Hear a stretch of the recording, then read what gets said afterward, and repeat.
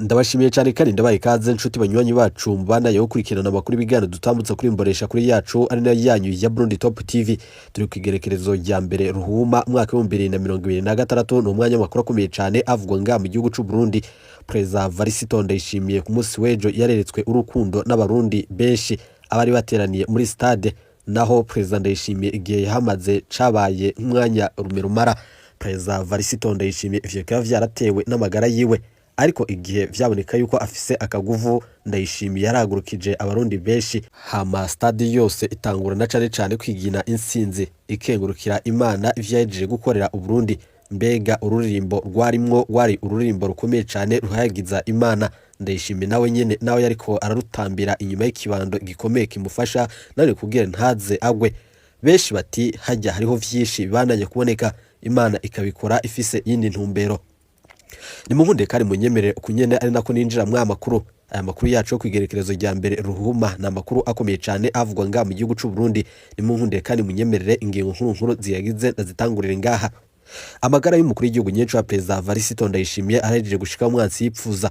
President Varisito Ndayishimiye yaraye mu bitaro vya Kira Hospital ubuye ariko yitabwako n'abadokteri. Bitegekanijwe yuko umwanya n'umwanya hamwe vyoshika President Ndayishimiye kungururizwa hanze kugira ajanwe yo kuvuzwa.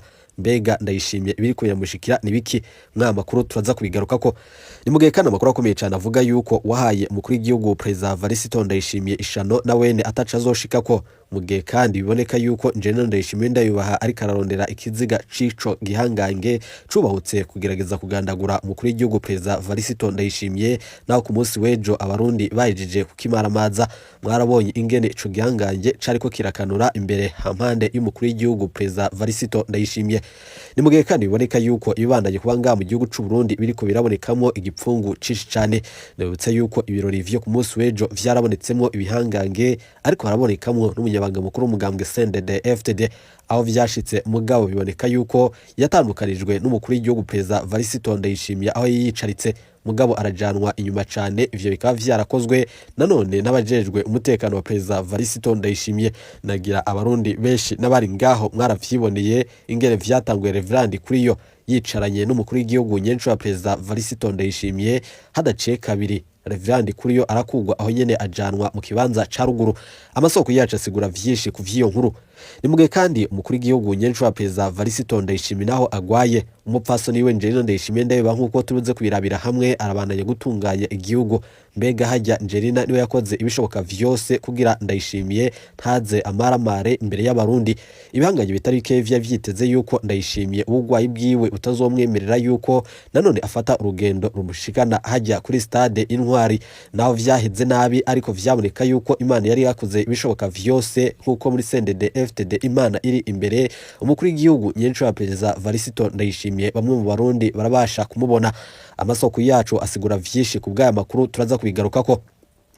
Ni mugihe kandi mwa makuru tuze kugaruka ku badokteri baturuka hanze y'u Burundi. Bamwe baba batanguye gutaha, abandi bati hajya. Turabona yuko ubugwayi bwa Ndayishimiye uri kubara dusiga. Ni mugihe kandi ubuye abapfumu baturutse mu gihugu ca Tanzania bariko barapfungura neza biro kwa President Neva. Amasoko yacu avuga yuko naho hejije iminsi ari mike ariko araboneka amasengesho yo gusabira umukuru w'igihugu President Varisito Ndayishimiye kugira Imana ntize imutwari hakiri kare. Benshi bati hajya ibiriko birakogwa birateye ubwoba kubona mu butegetsi bwa CNDD-FDD hashigwa Imana imbere, ariko n'abapfumu mugabo bagashigwa imbere.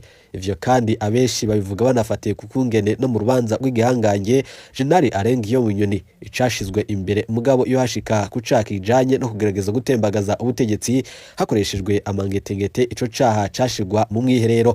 Ivyo vyose mwaravyiboneye, abarundi benshi batangura kuvyibaza ko, ariko vyinshi bamwe batangura gutahura yuko ho barimwo ikintu gikomeye cyane kinyeje muri CNDD-FDD.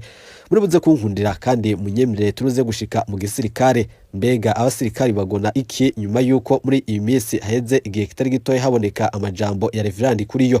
Uti none mbega benshi baripfuza kuba boshigikira ico gihangange canke bizoguma kuri President Varisito Ndayishimiye? Narijya benshi bagira bati hako dutwagwa na Reverend Kuriyo twofuma tubandanya gutwagwa n'umukuru w'igihugu Ndayishimiye atagira ingiro.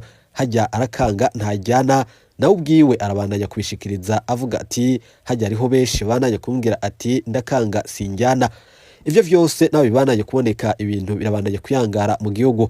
Bamwe mu bacungera umutekano w'umukuru w'igihugu Perezida Ndayishimiye bariko barasubirizwa umunsi ku munsi, hariho abariko barakugwa agasakisaki, nanone ikugwa ryabo ikaba akamizwe n'ingoma. Mwamakuru nagira muze kunkundira tubigaruke ko ni mu gihe kandi hariho n'ibihangaje bikomeye cyane birimo nka General de Brigade Dr Michael Niyimburanira akengurukirwa cyane n'abatari bakeyi, cyane ko n'umukuru w'igihugu nyenshi wa Perezida Varisito Ndayishimiye aheruka kumukeza.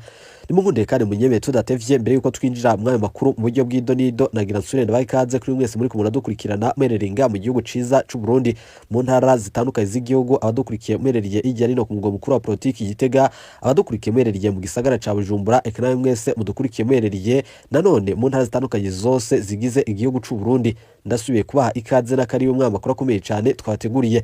Nimunkunde kandi munyemerere nsubire ndabakengurikiye cyane ndabaha kaze kuri mwese muri kumuna dukurikira mwereriye mu bihugu vyo mu karere turimwo, abereriye mu gihugu c'u Rwanda, Tanzania, Uganda, Kenya, namwe mwese muhereriye mu gihugu ca Kongo, turabaye ikaze tubipfuriza ibe vyiza.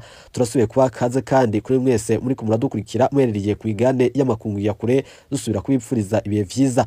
Nshuti banywanyi bacu nagira nsubire ndabakeze kuri mwese mwajije kugira ijambo sabone. Ngaho nimunkundire kandi munyemerere murantunga tudatevye mbere yuko twinjira mu makuru akomeye cyane mpejije kubabwira mu fiyo nagira dutangurire ngaha. Hariho ibihanganye bikomeye cyane mu butegetsi kwa Perezida Varisito Ndayishimiye bitegerezwa guhabwa umudari w'iteka vyihuse. Ninde mutegetsi yerekanye ubutwari kurusha abandi bose muri ibi bihe turimo bitoroshe, aho Burundi buri kuburashika aho mwansi yipfuza yamara abasuma, abicanyi n'abandi babana kwibonekeza mu gihugu bidigemvya. Perezida Ndayishimiye akubahuka agatangaza yuko atanguvu afise zo kubakura ahandi, naho akamenyesha yuko hamwe yobakura atafise yobashira. Kuko hariho benshi bafata iya mbere mu kwica igihugu, ni nako hariho abandi benshi mugabo bishika bakerekana ubutwari mu mabanga bajejwe. Ivyo nagira ntitwave dusubira kuvyibagira. Hari rero abubahuka bagashira habona ibinyegezwa biba biriko biraba mu gihugu kandi biriko birica igihugu. Hariho n'abakora bitamenyerewe mu kugwanya akarenganyo gakorerwa abanyagihugu batari bakeye. Hariho rero naberekana umutima wo kwitaho abene igihugu bagowe. Hariho n'abatanga akarorero no guteza imbere ibisata bajejwe. Aho bategetsi bameze gutyo nanone birakwiye ko abanyagihugu babatera intege. Hakujya Perezida Varisito Ndayishimiye yaheruka gutera intege umushikiranganje Dr Arendi Kumana. Twaheruka kubaha inkuru zijanye nuko abategetsi benshi bandanya kwifata. Mbega twarabahaye n'inkuru isaba kumenya umutegetsi yoba abereye umudari w'akamaramaza nga mu gihugu c'u Burundi. Ubu naho nyene twipfuza kurondera umutegetsi yoba nanone abereye umudari w'iteka, uwoba yarabaye akarorero muri ibi bintu bibanaye kuba mu gihugu c'u Burundi yo mu myaka yaheze cane dufatiye ku ntwaro ya Perezida Varisito Ndayishimiye. Nimunkunde kandi munyemere ndabashitse ko amazina ashika 6 twipfuza ko kuri ubu twabagaragariza kugira mugabo dutore mbega ninde muntu ategezwe guhabwa umudari tudatevye. Mugabo munkunde nsongore sivyo nari nateguye gushika ko, ariko nagira nabitangurire ko.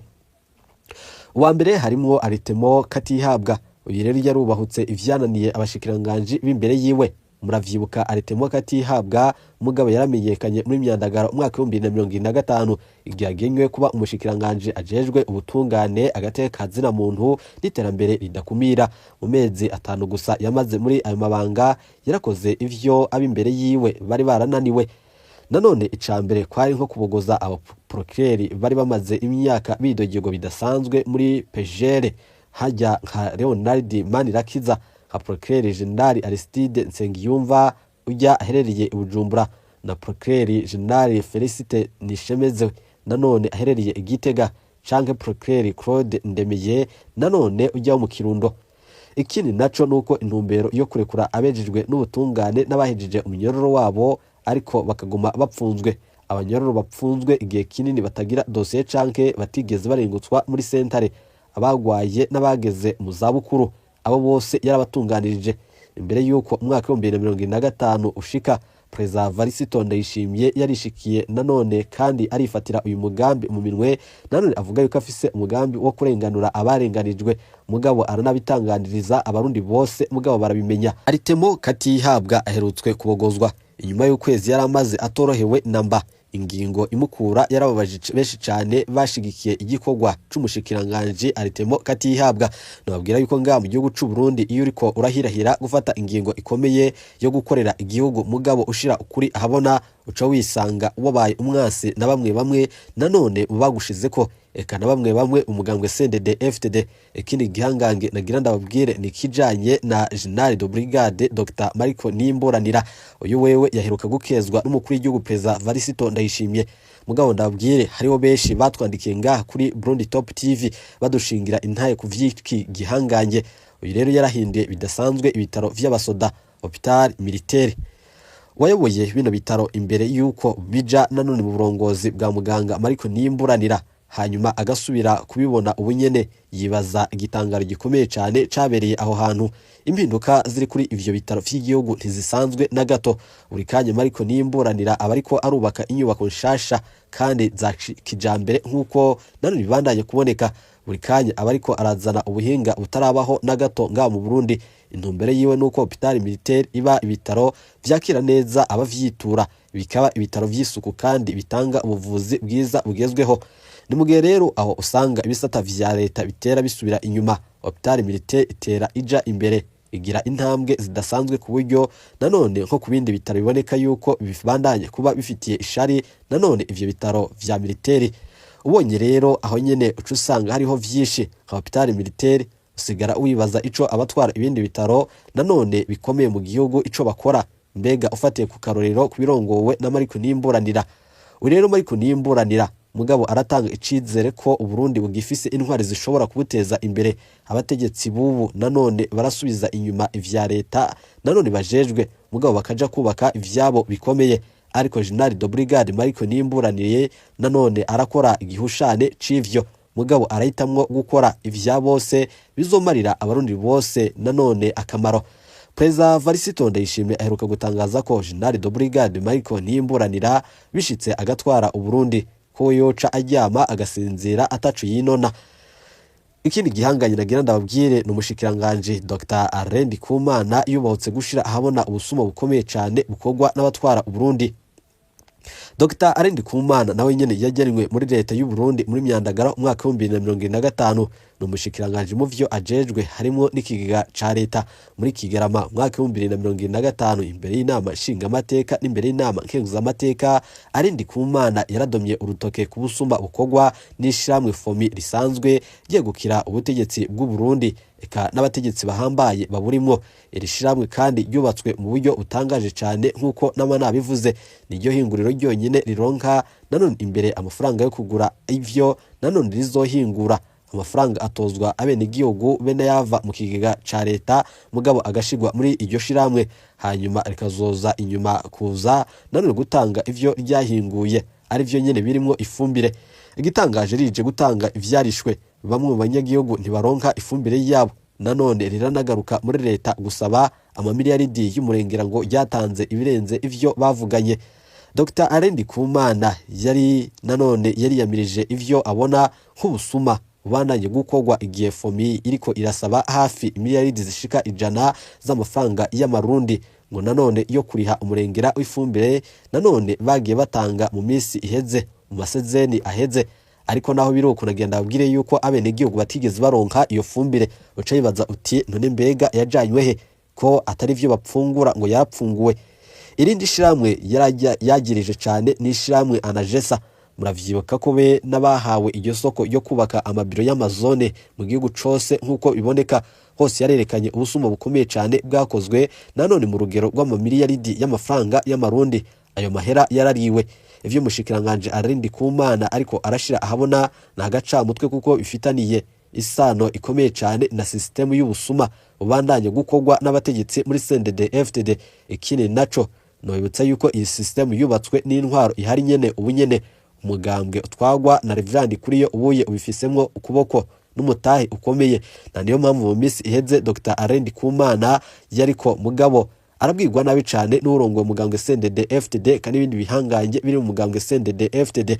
Nanone sivyo gusa ashitse ku kibazo kijanye n'umutekano wiwe yamenyesheje yuko afise abamucungerera umutekano. Ndikuriyo ati akireka namba yo bashaka abamucungera baturutse mu ijuru.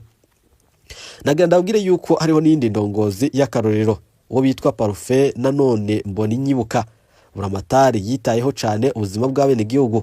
Uyu ni munkundire kandi munyemerere nsongore pite nce ndamuvako. Nagira ndababwire yuko nko muri Kigarama 2025 buramatari wa Burunga nanone Parufe Mboninyibuka nanone yaratangaje vyinshi kandi aranatangaza abatari bakeyi izina ryiwe ryaramumaye bikomeye.